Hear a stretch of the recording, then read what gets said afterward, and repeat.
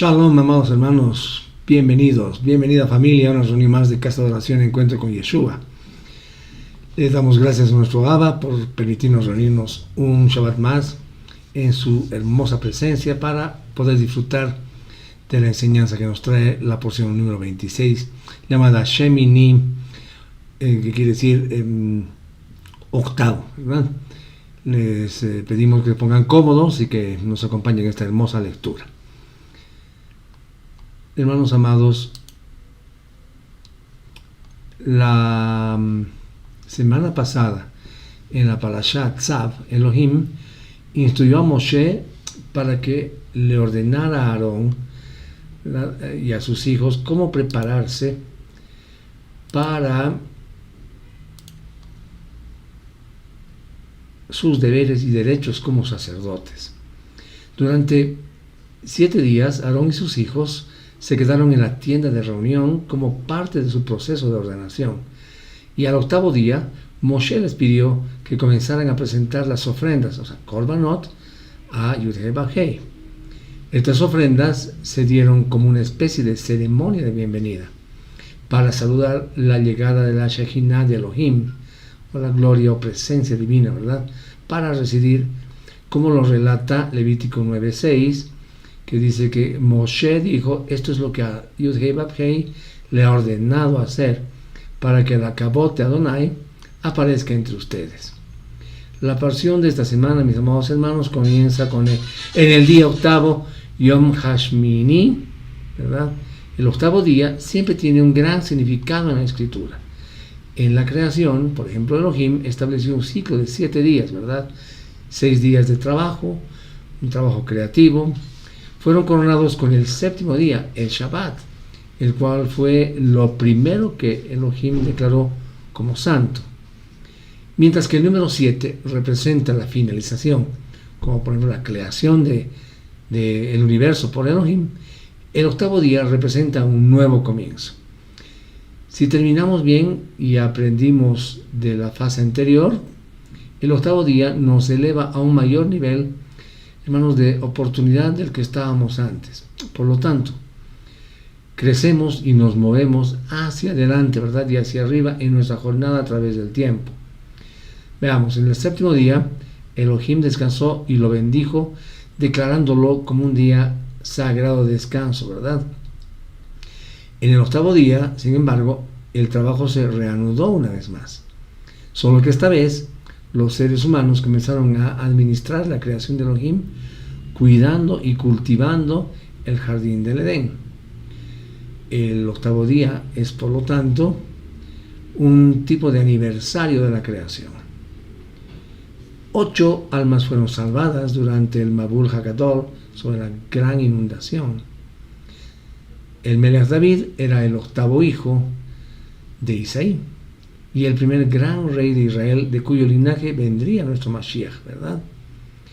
En el 8º día, el primer día de la semana, Yeshua se convirtió en el Bikurim, o sea, la primicia de todos los que resucitarán en el último día. Veamos algunos otros casos que tienen que ver con el 8. Por ejemplo, habían 8 especies de incienso. Además, el Kohen Hagadol, el sumo sacerdote, tenía 8 prendas de vestir. A menudo, hermanos, las festividades de una semana, como Pesach y Sukkot, reciben un 8º día adicional, ¿verdad?, de celebración, como Aharon Shel Pesach, es decir, el día final de Pesach o de la Pascua. Y Shemini Atzeret, que es el 8º día de la asamblea, que se festeja en Sukkot.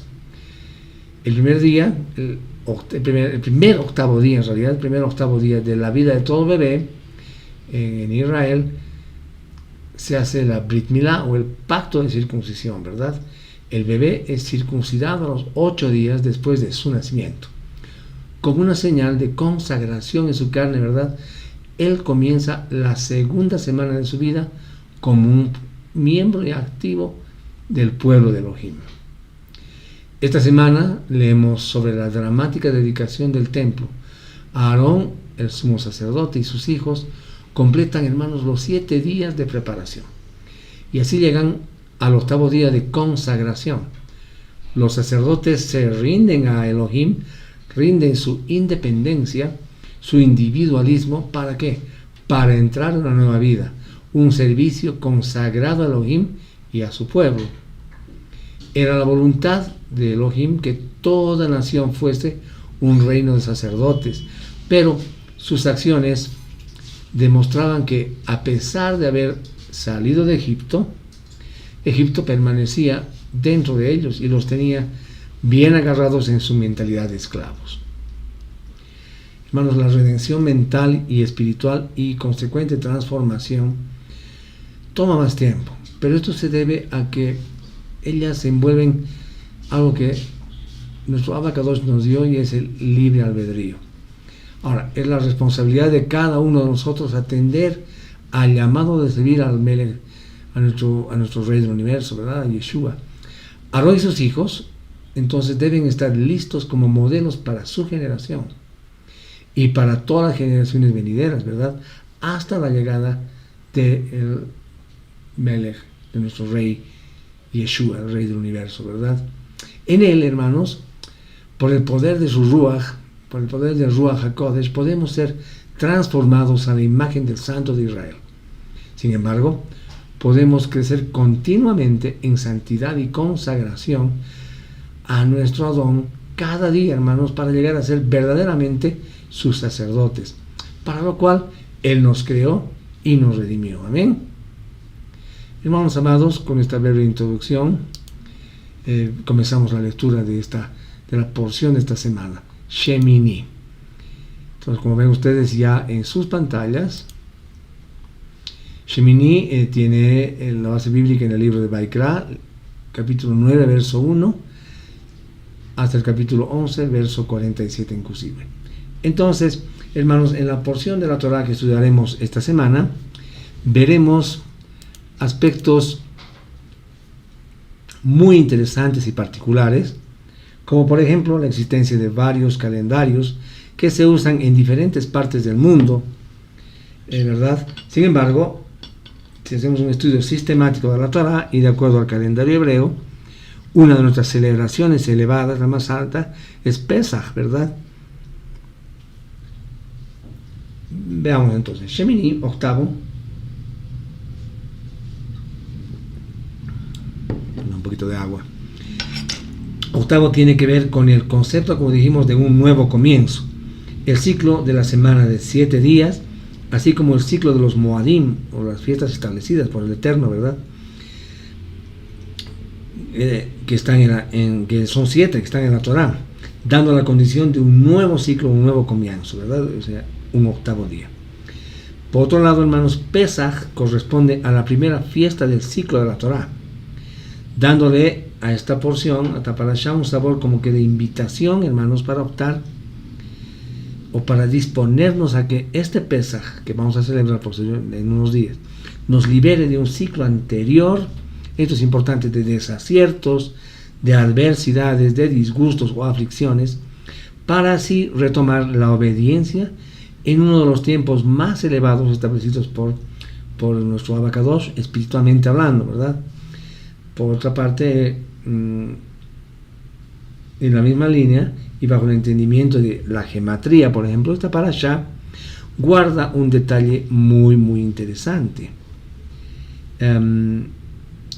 Y además valioso, ¿verdad? Porque vemos que la Torah posee, hermanos, 304.805 letras, 79.976 palabras y 5.845 versículos.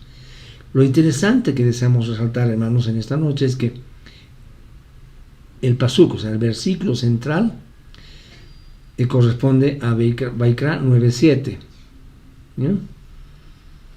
que es el 2923, es decir, 2922 versículos antes que Levítico 9.7, que dice que Moshe le dijo a Aarón: acércate al altar y sacrifica tu ofrenda por el pecado y tu ofrenda quemada para hacer expiación por ti mismo y por tus, que le dice, por el pueblo.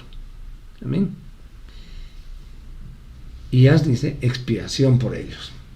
como ha mandado Yahweh. Entonces ahora sí, hermanos, nos metemos de lleno ya en la lectura de la porción y vamos a leer el versículo número 1, que dice: en el 8º día Moshe llamó a Aarón, a sus hijos y a los ancianos de Israel. Hermanos, el número 8 tiene un gran significado, tanto espiritual como profético. Este se obtiene sumando 7, que corresponde a perfección, más 1, que corresponde a la creación o a la cabeza, lo cual nos permite entender que se trata de una nueva creación o de un nuevo comienzo. Es al 8º día, como dijimos, que se lleva a cabo el Brit Milá, la circuncisión de un niño recién nacido, ¿verdad? Al hacer Tevilá, inmersión, nos unimos al Mashiach y por consiguiente se cumple la palabra de Rab Shaul en 2 Corintios 5:17, que dice: de modo que si alguno está en el Mashiach, es una nueva criatura. Las cosas viejas pasaron, ahora todo se ha hecho nuevo. Amén. Entonces es ahí donde tenemos un nuevo comienzo. También podemos conectar este inicio, digamos, que estamos hablando, con el más importante para una oveja, hermanos, alcanzada por Adabar, por esa palabra viva, por Yeshua. Es el nuevo nacimiento ordenado por él para la plena redención y la entrada única al reino de Yahweh. Yohanan 3:5 nos dice: Yeshua respondió: si en verdad yo te digo que a menos que una persona nazca de agua y del Ruach, no puede entrar en el reino de Yahweh. Ahora, esta es una referencia también a Ezequiel 36, 25, 26, que dice: entonces yo rociaré agua limpia sobre ti, y tú estarás limpio. Yo te lavaré de toda tu inmundicia y de todos tus ídolos. Yo te daré un nuevo corazón y pondré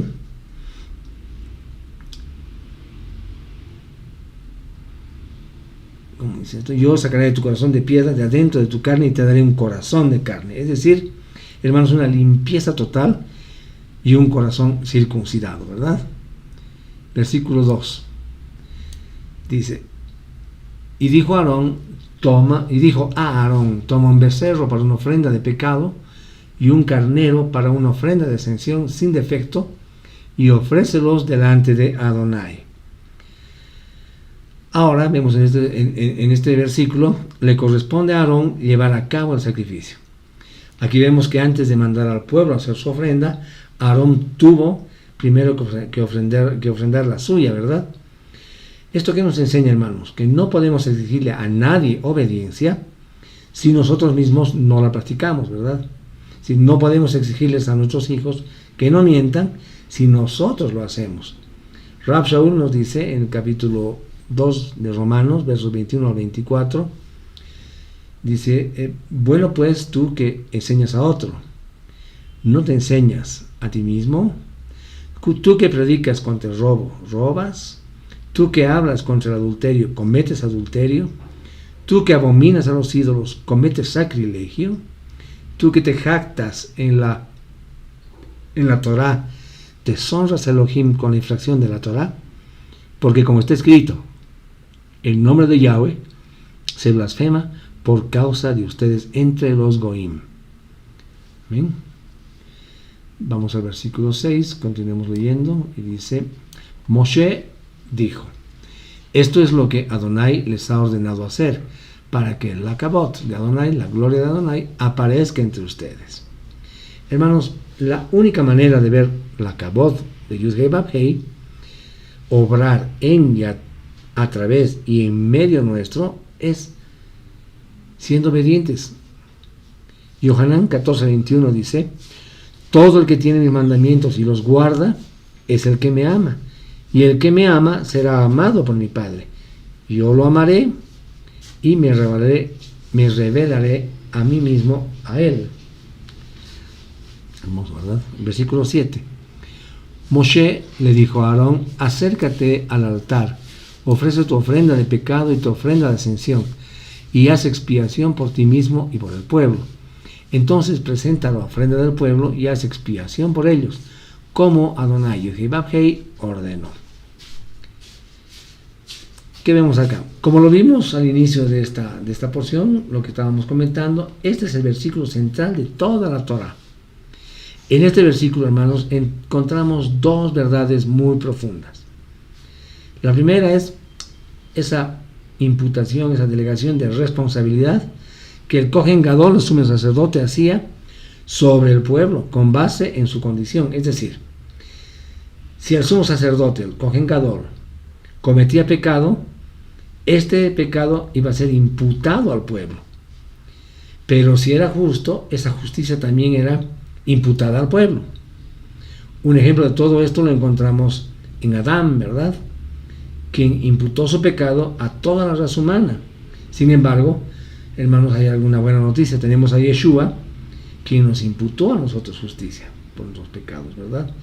Romanos 5:15 nos dice: pero el don no es como la ofensa, porque si por la ofensa de un hombre murieron muchos, cuánto más, mucho más, se desbordó para el mundo la misericordia de Yud-Heh-Vav-Heh, esto es, el don gratuito de favor inmerecido de un hombre, Yeshua HaMashiach. Por otro lado, el segundo punto es para que el Kohen Gadol, ese sumo sacerdote, pudiera ofrecer la ofrenda del pueblo, tenía que estar puro delante de Yud-Heh-Vav-Heh. Esto es por esto que nuestro Kohen Gadol, sumo sacerdote, fue puro y sin pecado. ¿De quién estamos hablando? De Yeshua, ¿verdad? Hebreos 4:15 dice: porque no tenemos un Kohen Gadol que no pueda compadecerse de nuestras debilidades, ya que él fue tentado en todo, como nosotros lo somos ahora, con la única diferencia que él no pecó. Vamos a ir al versículo 22. Estamos en la aliyá número 2, ¿ya? Y dice: Aarón levantó su mano hacia el pueblo, los bendijo y descendió de ofrecer la ofrenda de pecado, la ofrenda de ascensión y las ofrendas de shalom. Entonces, vemos acá que una vez hecha la ofrenda de Aarón, ahora estaba en condiciones de bendecir al pueblo. Y eso que nos enseña, hermanos, que nosotros no podemos dar de lo que no tenemos, ¿verdad? No podremos bendecir a nadie si primero nosotros no hemos sido bendecidos. Y la bendición es el resultado de la obediencia a la Torah, ¿verdad? ¿Cuántos años Shabbat a Shabbat nos repite el Padre? Obediencia, obediencia, obediencia, obediencia, ¿verdad? Todos los días de nuestra vida. Entonces, para poder bendecir y al mismo tiempo ser de bendición para los demás, tenemos que hacer lo siguiente. Rab Shaul en Romanos 12:1 nos dice: así que, hermanos, les ruego por las misericordias de Elohim que le ofrezcan sus cuerpos como sacrificio vivo, consagrado y agradable Yud-Heh-Vav-Heh, como su culto racional. Es decir, hermanos, el fluir de la bendición la debemos mantener como principio de vida en medio del pueblo del Eterno. Es decir, ¿en medio de dónde? De Israel, ¿verdad? Por otro lado, 1 de Pedro 3:9 dice: no devolviendo mal por mal, ni maldición por maldición, sino bendiciendo, pues para esto fuisteis llamados, para que heredarais bendición. Amén. 23. Dice: Moshe y Aarón entraron en el Mishkan del testimonio, salieron y bendijeron al pueblo. Entonces la Kabod de Adonai, la gloria de Yud-Heh-Vav-Heh, apareció a todo el pueblo. Hermanos, cuando entramos a la presencia del Eterno, esta presencia se hace notoria, no solo en nuestras vidas, ¿verdad?, sino también en aquellos que nos rodean. Ahora, no esperemos ver la Kabod, la gloria de Yahweh, si primero no nos adentramos de lleno en su presencia y tener intimidad, un encuentro personal, ¿verdad? La palabra usada aquí en el hebreo es Kabod, ¿verdad?, que quiere decir gloria, glorioso, honor, honorable, honra, honrar, majestad, poder, riqueza. Es lo que podemos entender también, ¿verdad?, como una manifestación indubitable del poder de Elohim en medio de su pueblo. Ahora, de esto aprendemos lo que el Evangelio establece, la Besorá, como una verdad. Mateo 18:20 nos dice, porque donde 2 o 3 están congregados en mi nombre, allí estoy yo en medio de ellos. Hermoso, ¿verdad? 24 dice, fuego salió de delante de la presencia de Adonai Yud-Heh-Vav-Heh, consumiendo la ofrenda de ascensión y la grasa en el altar. Cuando todo el pueblo lo vio, alzó la voz y cantó alabanzas y cayeron sobre sus rostros. Ahora bien, ¿qué vemos acá? La muestra de la santidad y el poder de Yud-Heh-Vav-Heh produce en nosotros, hermanos, entre otras cosas, un temor, ¿verdad? Pero un temor reverente al Altísimo.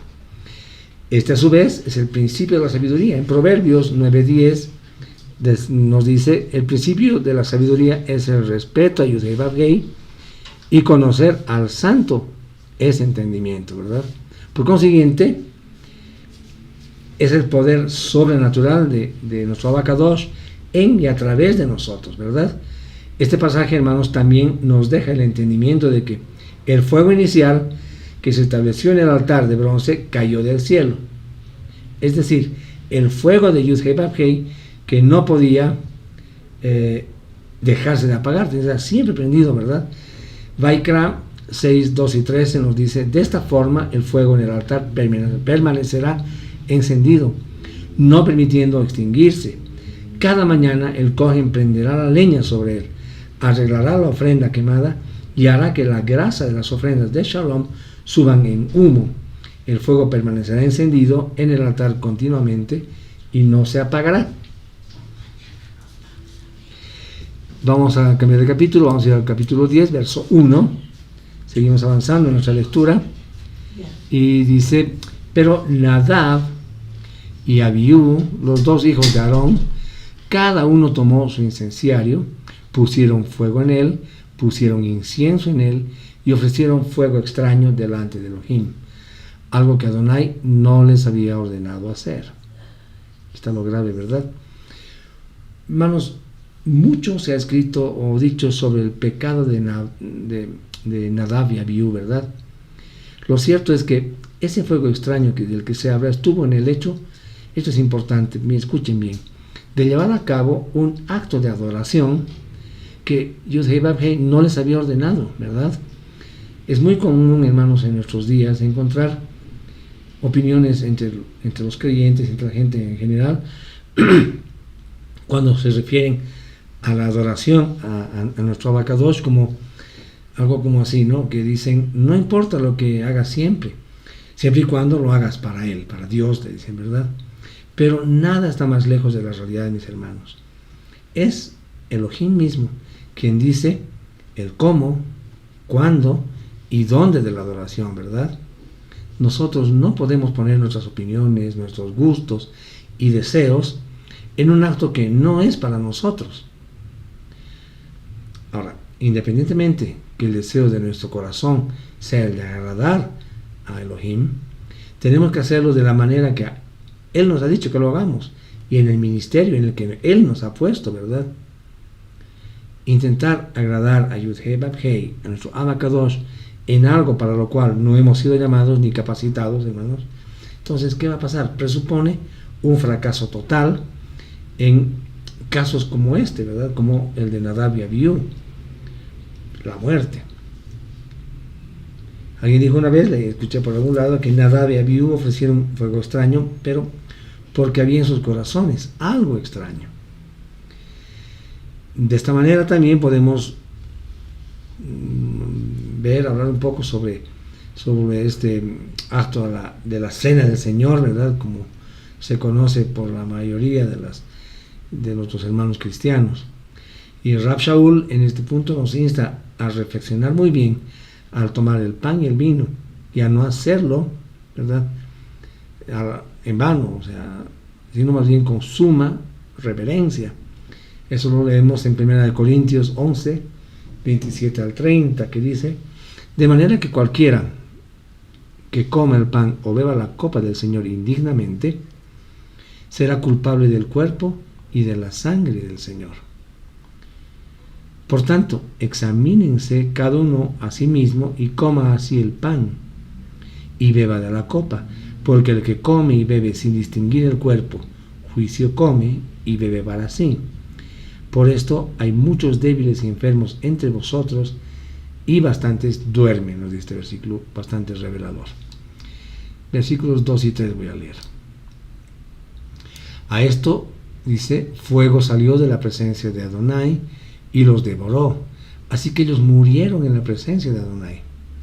Moshe dijo a Aarón, esto es lo que Adonai dijo, por medio de aquellos que están cerca de mí, yo seré dedicado como Kadosh, y delante de todo el pueblo yo seré glorificado. Aarón se mantuvo en silencio.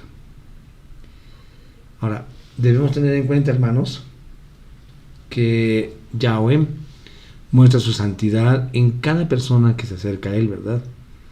Por lo que, hermanos, es bien importante esto, debemos ser cuidadosos cuando nos presentamos ante su presencia. La Escritura nos dice y nos advierte en Hebreos 12:14, procuren la paz con todos y la santidad sin la cual nadie verá a Yud-Heh Vav-Heh. Hermanos, es precisamente el fuego y la gloria de su santidad lo que nos inspira precisamente a ese temor reverente que hablamos hace un momento, ¿verdad? Con el que debemos presentarnos delante de Él, pero en santidad. 4. Moshe llamó a Misael y a Elzafán, hijos de Uriel, el tío de Aarón, y les dijo, vengan acá y llévense a sus primos fuera de delante de este lugar Kadosh, a un lugar fuera del campamento. Okay. Aquí vemos que Aarón, como sumo sacerdote, no podía contaminarse con cadáver alguno, ¿verdad? Puesto que estaba ministrando y no podía presentarse impuro delante de Yud-Heh Vav-Heh. Ya había visto bien de cerca cómo el Eterno había manifestado su gloria y su santidad al ejecutar juicio sobre sus hijos, ¿verdad? Es por eso que Moshe les encarga a estos otros familiares lejanos que se hicieran cargo de los cadáveres. 6. Moshe dijo a Aarón y a sus hijos Eleazar e Itamar, no se dejen crecer el cabello ni se rasguen sus ropas en señal de luto, para que ustedes no mueran y para que la ira de Elohim no caiga sobre la congregación completa. Más bien, dejen que sus hermanos, toda la casa de Israel, se enluten a causa de la destrucción que Adonai trajo por medio de fuego. Entonces vemos que en ese momento no les era permitido a Aarón y a su familia estar de luto, ¿verdad? Puesto que se encontraban también ministrando en la presencia misma de Yahweh. De haberlo hecho, entonces, ¿qué hubiera pasado? Hubiera caído juicio sobre ellos, y además nos dice el versículo, sobre el pueblo, ¿verdad? Y acá, hermanos, una vez más, evidenciamos el hecho de la influencia espiritual que tenemos y tienen los líderes para con el pueblo. Y los líderes son establecidos con propósitos muy elevados, ¿verdad? Si nos vamos a las Escrituras, a Efesios 4, del 11 al 12, anoten eso, que nos dice, y el mismo Dios, dice, ¿no? Unos apóstoles, otros profetas, otros evangelistas y otros pastores y maestros, a fin de adiestrar a los santos para la obra del ministerio, para la edificación del cuerpo del Mashiach, ¿verdad?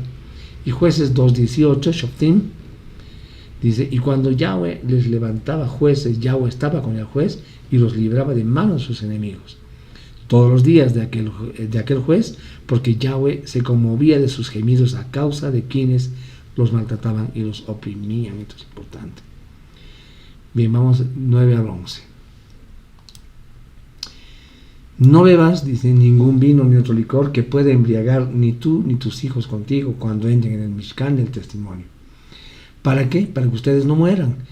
Este será un decreto permanente para todas las generaciones, para que ustedes distingan entre lo kadosh y lo profano, entre lo inmundo y lo limpio, para que ustedes les enseñen a los hijos de Israel todos los estatutos que Adonai les había dicho a ellos por medio de Moshe. Hermanos, vemos acá que es una prohibición ingerir bebidas alcohólicas mientras se ministra en la presencia de Yahweh, ¿verdad? La razón es porque como hijos de Elohim debemos saber discernir, como dice el versículo, entre lo santo y lo profano, entre las cosas que agradan al Eterno y las que no. El Rab Shaul en Efesios 5:18 nos dice algo hermoso y dice, y no se embriaguen con vino, pues en esto hay desenfreno, más bien llénense del Ruach, del Espíritu, ¿verdad? Este pasaje, que forma parte del contexto de los requerimientos, digamos que de santidad de los sacerdotes, de los Cohen, que servían en el templo, y está ubicado después de la muerte de los hijos de Aarón. Entonces, esto nos permite pensar que esta pudiera haber sido una de las razones por las que ellos murieron, ya que en la eventualidad de estar ebrios a la hora de presentarse delante del Eterno, en algo pudieron haber llegado a fallar, por estar en ese estado, ¿verdad? Aunque también pudo haberse dado la situación de haber ingresado al lugar santísimo a ofrecer incienso sin que se les hubiera ordenado que hagan eso, ¿verdad? 1 Timoteo 3, 2 y 3 nos dice, un director de asamblea, un líder de una congregación en la Keilah, para decirlo en otros términos, tiene que estar por encima del reproche, tiene que ser fiel a su esposa, con dominio propio, sobrio, ordenado, hospitalario y apto para enseñar. Y también dice algo que no debe beber en exceso.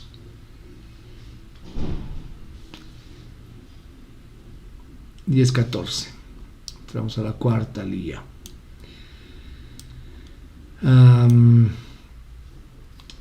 14, ¿verdad? Dice, el pecho que fue mecido y la pierna que fue levantada, lo comerán en un lugar limpio, tú y tus hijos y tus hijas contigo, porque estas son dadas como tu parte y la de tus hijos de los sacrificios de ofrenda de Shalom presentado por los hijos de Israel. Entonces acá vemos que solamente le era permitido al Kohen Gadol, al sumo sacerdote y a su familia comer de la ofrenda. La única condición era que tenía que ser en un lugar ceremonialmente puro. Estos no tenían otra entrada económica, los levitas, ¿verdad?, diferente a los diezmos y a las ofrendas del pueblo. Esto, hermanos, es interesante, nos muestra ese nivel de consagración que tenían, ¿verdad?, al punto de dedicarse de tiempo completo a la obra de Yud-Hei Vav-Hei, del Padre. Nos enseña además que cuando nos dedicamos a la obra del Altísimo, Él suple todas nuestras necesidades. Pero adicionalmente a eso, Él promete que el que se deleita en Él y en sus asuntos, ¿verdad?, como dice Salmos 37:4, dice, entonces te deleitarás en Yahweh y Él te otorgará los deseos de tu corazón. Qué hermoso este versículo, ¿no? Salmos 37:4.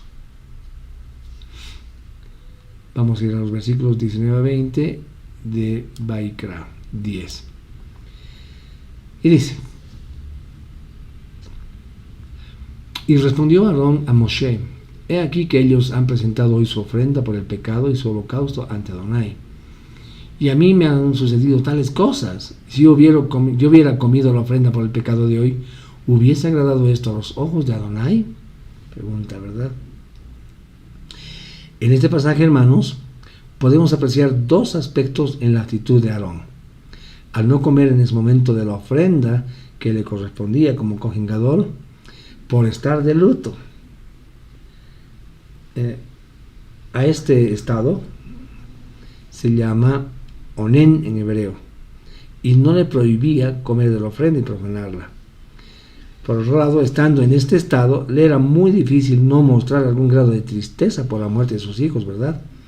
La muerte había sucedido ese mismo día, y él sabía que en su corazón que tenía que tener gozo para presentar la ofrenda a Yahweh, por eso no quiso comer, ¿verdad? Vamos a cambiar de capítulo, vamos a ir al capítulo 11, versículos 1 y 2. Y habló Adonai a Moshe y a Aarón y les dijo, digan a los hijos de Israel, estas son las criaturas vivientes que ustedes pueden comer entre todos los animales de la tierra. Hermanos, el hecho de ser un pueblo de Yud-Hei Vav-Hei nos hace diferentes en todos los sentidos, así como buscar la excelencia. Esto nos insta, nos motiva a ser santos en todas las áreas de nuestra vida, y el área de la comida es una de ellas, que mucha gente no le da mucha bola, que digamos, ¿no? Es muy difundida, por ejemplo, en el cristianismo tradicional, la idea de que Yud-Heh-Vav-Heh, el Padre, no le importa lo que comemos. En el momento que esto se manifiesta, que escuchamos esto, nos está dando a entender que hay un área en la vida, ¿no?, en la que el Altísimo no es soberano y no la rige, es decir, no están siendo obedientes, ¿no? Entonces no están siguiendo lo que nuestro Abba nos dice que tenemos que hacer.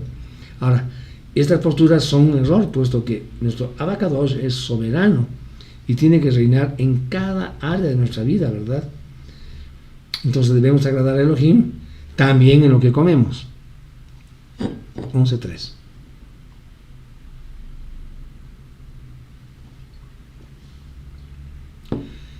Cualquiera que tenga pezuña hendida, que está completamente dividida y rumie, estos animales pueden comer. Entonces vemos acá que los animales aptos para el consumo deben tener dos características, ¿verdad? Que tengan pezuña hendida o dividida y que rumien. Ahora, el animal debe cumplir con las dos características. El hecho de que le falte alguna o las dos no los hace aptos para el consumo. Vamos a ver en los versículos siguientes ejemplos concretos acerca de este tema. A ver, vamos a leer hasta el 8, ¿ya? 4 al 8. Pero no pueden comer aquellos que solamente rumien o solamente tengan pezuñas hendidas. No comerán, y aquí empieza la lista, ¿verdad? El camello, porque rumia, pero no tiene pezuña hendida, lo tendrán por inmundo. También el conejo, el tejón, porque rumia, pero no tiene pezuña hendida, lo tendrán por inmundo. Asimismo la liebre, porque rumia, pero no tiene pezuña hendida, la tendrán por impura. Mientras que el puerco, cerdo, es inmundo para ustedes porque, a pesar de que tiene pezuña hendida y completamente dividida, no rumia. Ustedes no comerán carne de estos, ni tocarán sus cadáveres. Son inmundos para ustedes. Entonces acá vemos que la prohibición está en comer sus carnes y tocar los cadáveres, ¿verdad? La impureza, hermanos, no viene por tocar a estos animales vivos, sino por tocarlos estando muertos. Es importante mencionar que tocar cualquier tipo de cadáver nos hace inmundos, ¿verdad? A ver, en este punto algunas consideraciones también. ¿Qué tiene que ver la condición kosher de un animal con ser rumiante y tener pezuñas hendidas? En esta porción, en Shemini, vemos que nos está instruyendo sobre las condiciones que determinan si una especie de animal es kosher o sea apta para el consumo, ¿verdad? Ahora, las condiciones que estamos viendo en la Torah que hemos leído son dos: que sea rumiante y que tenga las pezuñas hendidas. Si el animal posee una sola de ellas, entonces no es kosher. Es por eso que el cerdo, como ejemplo, no es kosher, porque si bien tiene las pezuñas hendidas, no es rumiante, ¿verdad? Y por lo tanto, está prohibido consumirlo. Ahora, ¿qué tiene que ver la condición kosher de un animal con ser rumiante y tener las pezuñas hendidas? A ver, en este punto hay dos posiciones. Unos plantean que ambas señales son la causa de la kashrut del animal, es decir, de la condición del animal, si es apto o no. Otros que ambas son solo señales identificatorias, ya que, por ejemplo, si un ternero nace con las pezuñas pegadas, sigue siendo kosher por provenir de un animal que es de una especie kosher, ¿verdad? O sea, no deja de ser kosher. Ahora, como quiera que fuere, existe una relación entre las señales de kosher y el estado kosher del animal. O sea, las dos señales presentan características que hacen de un animal sea apto para el consumo. Como vimos en la porción anterior, en la parashá anterior, cada uno de nosotros, hermanos, posee un alma animal, cuyo interés y motivación gira únicamente en torno, digamos, a su propia subsistencia, perpetuación y satisfacción, ¿verdad? Ahora, así como hay animales kosher y no kosher, hay una manera aceptable y la otra no aceptable, ¿verdad?, de tratar los aspectos animales presentes en cada uno de nosotros, en cada persona. La pezuña hendida constituye una separación entre la pata del animal y la tierra donde pisa, ¿verdad? En otras palabras, a diferencia de los animales no kosher, que pisan la tierra directamente, el animal kosher establece contacto con la tierra por medio de una separación.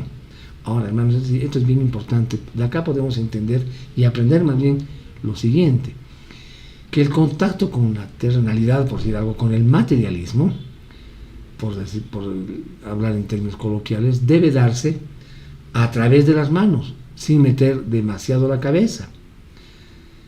Es más, las manos deberían mantenerse a cierta distancia. Entonces, la cabeza debe permanecer libre para poder dedicarse a actividades más elevadas y espirituales. Ahora, la pezuña del animal kosher debe estar dividida en dos partes, derecha e izquierda. Y aquí también tenemos dos enseñanzas, que cada acción relacionada con lo terrenal que uno se propone hacer debe analizarse primero para determinar si corresponde incorporarlas a la vida de cada uno de nosotros, ¿verdad? Sería la parte derecha. O bien alejarnos de esa decisión, sería la parte izquierda. Cuando la pezuña es hendida, hermanos, permite que la luz llegue al suelo que pisa, a diferencia de la pezuña no hendida, como por ejemplo la del caballo, ¿verdad?, que tapa totalmente su pisada, quizás también del elefante.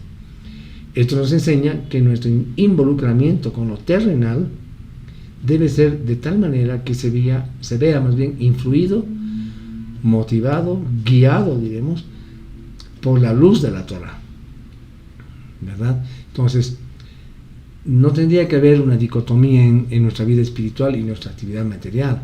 Más, debería haber una coherencia entre todas las facetas de nuestro ser. La luz espiritual debe llegar a influir en nuestra manera de involucrarnos con el mundo material. ¿Bien? Y hablando ya de los rumiantes, como hemos dicho, para que el animal sea kosher, además también de tener pezuñas, tiene que tener que sean estas hendidas, debe ser rumiante. Ahora, si esto lo trasladamos a la aplicación a la vida, la idea es que antes de decidir incorporar algo material en nuestra vida, debemos rumiarlo, es decir, analizarlo bien, ¿verdad? Dado que somos fácilmente seducidos y sobornables por lo material, ¿verdad? Entonces es muy factible que lleguemos a la conclusión de que algo nos sirva, aunque realmente no sea así. Es decir, para encontrar algún ejemplo podemos decir que la mayoría de las veces que salimos a comer o cuando tenemos ganas de comer es porque tenemos gusto de comer, pero no porque tengamos esa necesidad, ¿verdad? Entonces en este punto nos haría mucho bien pensar antes de comer, en lugar de comer por impulso, ¿verdad? Podamos extrapolar esto a todas las actividades de nuestra vida. Entonces hay que pensar bien, rumiar, reflexionar antes de decidirnos por algo, ¿no? Es decir, como antes de tragarlo definitivamente, siempre mascamos, ¿no? Y habría que mascar bien las cosas, digerirlas bien, analizarlas bien antes de tomar una decisión. Porque una mala decisión, mis hermanos, puede ser irreversible, ¿verdad? Entonces, cuando nuestra relación con lo material es de la manera descrita, podemos estar seguros de que es como debe ser, tanto para nuestro beneficio personal como para el del mundo que nos rodea. ¿Amén? Bien, continuemos con la Torah. 11.9. De todas las cosas que viven en el agua, ustedes pueden comer estas. Cualquier cosa en el agua que tenga aletas y escamas, ya sea en los mares o en ríos, estos pueden comer. Entonces, así es como los animales terrestres, ¿verdad? Hay dos características que deben tener los animales de las aguas para ser aptos para el consumo. Si nos dice que tengan aletas y que tengan escamas, ¿verdad? Igualmente, si falta una de las dos o las dos características, no son aptas para el consumo humano. Por eso tampoco son aptos para el consumo, por ejemplo, los crustáceos, toda la parte de mariscos, ¿no? Ni ningún otro animal que esté en las aguas que no tenga aletas y que no tenga escamas. Vamos a leer el 10 y al 12.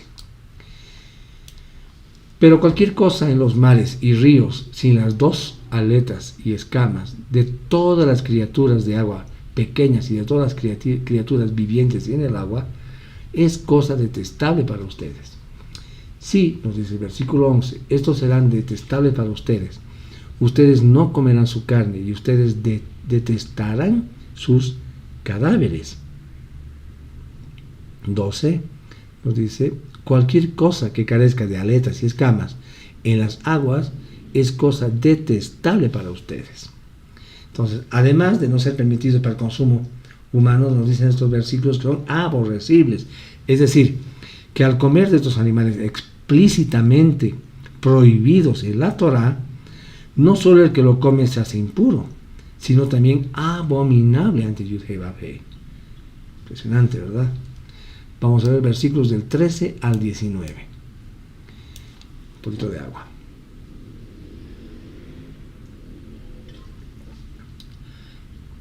13.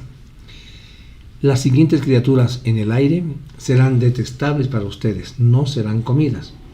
Ellos son cosas detestables: el águila, el cóndor, el quebrantahuesos, el milano, ninguna especie de alfaneque, ninguna especie de cuervo, el avestruz, la lechuza, la gaviota, ninguna especie de gavilán, el búho, el mochuelo, el calamón, el pelícano, el buitre, el somormujo, la cigüeña, ninguna especie de garza, la bubilla, y escuchen esto, y murciélagos.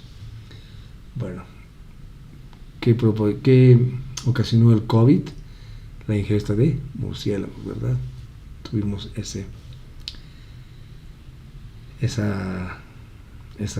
peste, digamos, esa enfermedad tan grave, ¿no?, que se llevó mucha gente, miles y miles de personas alrededor del mundo. Entonces, aquí vemos que como las aves sucede lo mismo que como los animales terrestres y también como los animales de las aguas. Particularmente en este caso se descalifican para el consumo todas aquellas aves que comen cadáveres o animales inmundos o en descomposición. Y eso también, hermanos, incluye a todas sus subespecies, ¿verdad? Vamos a leer hasta el 24. Todas las criaturas de enjambre con alas que andan sobre las cuatro patas son cosas detestables para ustedes, excepto, nos dice, de todas las criaturas de enjambre que andan sobre cuatro patas. Ustedes pueden comer aquellos que tienen coyunturas en las piernas de arriba de sus patas que los permita saltar sobre la tierra. Específicamente de estos pueden comer varias especies de langostas, saltamontes, langostines y grillos. Pero fuera de estos, todas las criaturas de enjambre que tienen cuatro patas son cosas detestables para ustedes. El 24 nos dice, los siguientes los hará inmundo. Cualquiera que toque el cadáver de ellos es inmundo hasta la noche. Ahora bien, esta impureza duraba de acuerdo con la duración del día. Es decir, cuando comenzaba el nuevo día a la caída del sol, si se había hecho, digamos, tevilá, de purificación, se eliminaba ese estado de impureza. Entonces, hermanos, acá es necesario aclarar que un estado de impureza nos aleja de Yud-Heh-Vav-Heh. Así que debemos ser juiciosos y obedientes y no tentar a nuestro Abba con lo que comemos. Muy, muy importante. 25. Y cualquiera que recoja alguna parte de su cadáver lavará sus ropas y estará inmundo toda la noche. Entonces, no solo la impureza afectaba al individuo, ¿verdad?, sino que también contaminaba sus ropas. Por esto tenía que lavarlas, ya que cualquiera que tocara esas ropas inmundas quedaba también impuro, como vemos, ¿verdad? Vamos al versículo 36, y estamos en la alía 3 y última. 35 y 36. Todas las cosas que sobre ellas caiga, cualquier parte del cadáver de ellas se convertirá en inmunda, ya sea horno o estufa, será roto en pedazos. Son inmundos y serán inmundos para ustedes. 36. a pesar de que una fuente o cisterna para recoger agua permanecerá limpia, pero cualquiera que toque uno de sus cadáveres estará inmundo. Acá acudimos una vez más al doctor Ketriel Blad, que nos dice, en este versículo está la base para entender el sistema de una mikvé, acumulación de aguas purificadoras. Este texto dice que este sistema con una fuente y un hoyo de acumulación de agua es lo único que permanecerá limpio. No importa lo que entre en ella. De allí se deduce que todo lo que entre en esa agua se purifica. Si la mikvé tiene suficiente agua, todo cuerpo que entre en el agua es considerado como eliminado. Esto significa que si un cuerpo impuro entra en una mikvé que tiene estas características, es simbólicamente eliminado junto con su impureza. Cuando el cuerpo luego sale de esa agua, es como si hubiera nacido de nuevo y sale purificado. Para entrar en el templo de Jerusalén, todos tenían que pasar por una mikvé de aguas purificadoras. Amén. Vamos a ir al versículo 42. Ustedes leen los anteriores. Cualquier cosa, dice, que se mueva sobre su vientre, ande sobre sus 4 o más patas, todas las criaturas que se arrastran sobre la tierra, ustedes no las comerán, porque son cosa que detestable. Según Rashi, se refiere a la serpiente. En la palabra hebrea, que ha sido traducida como vientre, se dice gajón, se encuentra la letra central de la Torah. Es la letra Vav, que significa clavo o señal. Alrededor de este clavo gira toda la Torah. Es la 6ª letra en el alfabeto hebreo. El número 6 es el número del hombre y del libre albedrío. Estas cosas nos llevan a algo muy importante, hermanos. Toda la Torah gira alrededor de un hombre que fue clavado como una señal. ¿A quién se refiere? A Yeshua, ¿verdad? En el capítulo sobre comidas permitidas y prohibidas se habla de un animal que se arrastra sobre su vientre. En ese vientre está la señal. Esto nos recuerda que la serpiente antigua, que fue maldecida y que tiene que andar sobre su vientre, fue la que hizo que el pecado se introdujera en este mundo, ¿verdad? Por medio, hermanos, de una comida prohibida, el pecado entró en el vientre del hombre y se distribuyó, si quieren ustedes llamarlo así, a todo el cuerpo, a toda la constitución del hombre, ¿verdad? Ahora, la salvación de esta situación es que aquel hombre alrededor del cual gira todo el universo sea lleno de pecado, maldecido y clavado sobre un madero. Esta es la señal, el mensaje central de la Torah, para que todo el que con su libre albedrío tome la decisión de creer en Yeshua HaMashiach no se va a perder, sino va a tener vida eterna. Amén. 43. Ustedes no serán detestables con ninguna de estas criaturas que se arrastran o trepan. No se hagan inmundos con ellas. No se profanen a ustedes mismos con ellas. Acá nuestro abacadosh nos está exhortando a mantener la pureza en todas las áreas de nuestra vida, ¿verdad? No sería inteligente de nuestra parte hacernos abominables por causa de la comida. Sí, Elohim, hermanos, es el dueño del mundo y de los que en él habitan, ¿verdad? Tehilim 24.1 nos dice, de Yud-Hei Vav-Hei es la tierra y lo que contiene, el mundo y todo lo que los habitan, ¿verdad? Entonces, tenemos que tener la confianza en que Él nos va a proveer para nuestro consumo. Entonces, reitero nuevamente, tenemos que honrarlo en lo que comemos también, ¿verdad? 44. Porque yo soy Adonai, su Elohim, por lo tanto dedícanse y sean Kedoshim, porque yo soy Kadosh, y no se profanen con ninguna especie de criatura de enjambre que se mueve sobre la tierra. Entonces acá vemos que el mandato de Yud-Hei Vav-Hei para su pueblo es que sean santos, porque Él es santo, ¿verdad? Es muy curioso que nuestro Abba Kadosh toque este aspecto cuando se está hablando precisamente sobre la comida, ¿verdad? Lo que nos enseña que aún, sobre todo, es decir, principalmente en la comida, es donde debemos ser santos. 45. Porque yo soy Adonai, quien nos sacó de la tierra de Egipto. para ser su Elohim. Por lo tanto, ustedes serán Kedoshim, porque yo soy Kadosh. El hecho de que Yahweh Sebaot, Sebaot, sacó a nuestros padres de Egipto es motivo, hermanos, más que suficiente para ser obedientes a la Torah. El propósito por el cual nos liberó es para que seamos una nación santa, Kadosh. Y como se ha dicho anteriormente, la santidad, hermanos, incluye también en lo que comemos. Amén. En esta porción vemos se encuentran los mandamientos del 149 al 165 de los 613 que están en la Torah. Amados hermanos, con esto habríamos concluido la lectura de la porción de esta semana, Shemini, la número 26, octavo, esperando que haya sido de gran bendición para sus vidas, principalmente en la ordenanza de nuestro Abacadosh establecida en la Torah, de que no debemos comer nada impuro, ¿verdad? Y principalmente cerdo, ¿no? Y todo lo que hemos aprendido el día de hoy. Le agradecemos a nuestro Abacadosh que nos haya permitido estar en su presencia, gozándonos de su hermosa palabra, ¿verdad? De su dabar, aprendiendo cada día más de él, conociéndolo más, ¿verdad?